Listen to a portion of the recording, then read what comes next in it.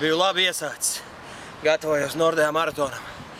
Bezrizes ziepes. Es 3 reizes nokritu un 5 reizes iekritu. Kāpēc? Kurpšņori vaļā. Ko mēs varam darīt, lai būtu gatavi un lai izvarītos no šādas situācijas? Viss, kas jāizdara, ir jābūt dubult drošiem. Līdz ar to ierastā viena mezgla vietā uztaisīsim 2.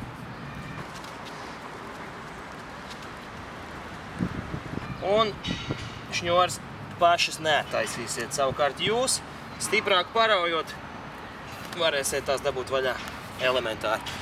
Dubult drošs, dari gudri!